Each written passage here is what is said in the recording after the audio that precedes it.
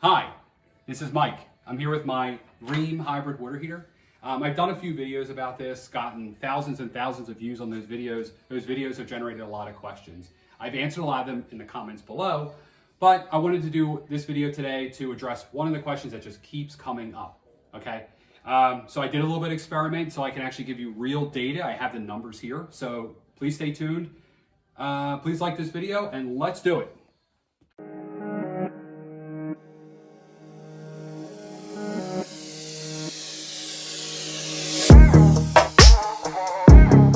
Here are the numbers, but before I get to the numbers, what I want to do is ask you to hit that subscribe button. I know about 99% of the people that watch these videos are not subscribers based on the analytics that I have.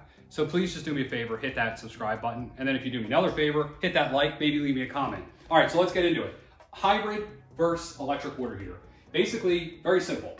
In hybrid mode, on average per month, it uses about 100 kilowatt hours of energy, okay? In electric mode, which is like a standard water heater kind of mode, it uses 500 kilowatt hours per month, okay? Now I know that means like nothing, so let's put some money against that, okay?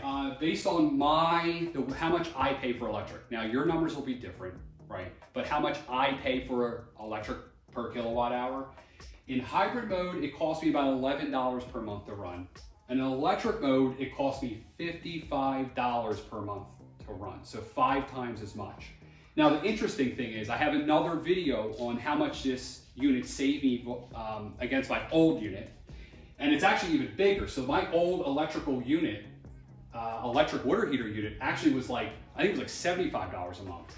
So even though this hybrid water heater run in this super inefficient mode, electric mode, it's still actually more efficient than just a normal electric water heater, which is kind of crazy to me, at least in my case. Now, I know there's a lot of different scenarios out here, so I'm just giving you my numbers.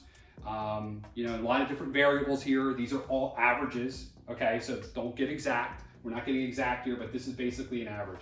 So you can see basically here's a $44 a month difference in running it in electric mode and hybrid mode, okay? Now, someone is probably saying, looking at the screen going, why then would you ever run it in electric mode? And we're gonna get to that. All right, the reason why you might wanna run your super energy efficient hybrid water heater in ultra inefficient electric mode and pay all this extra money is because maybe you're in a situation like I am. I live in Pennsylvania, it gets cold here. My water heater's in my basement and I have a finished basement. Okay, and what the problem I was having is this unit was cooling down my basement during the winter months down to like 60, 59 degrees, which is just not comfortable for my family. So what I do, unfortunately, in the wintertime is I run it in electric mode. I pay, yes, $44 extra per month, but I get 1,000 square foot of my basement that's not 59 degrees, okay?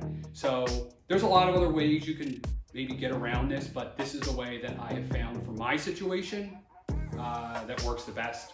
And I'll link to the video up here so you'll see my experiences and why I did it. I'm also going to do a video on some other solutions as well if you're having the same issues I am. All right, so please like this video, please subscribe like I asked before. I would really appreciate that. It's free for you, but it means a lot to me. All right, thank you.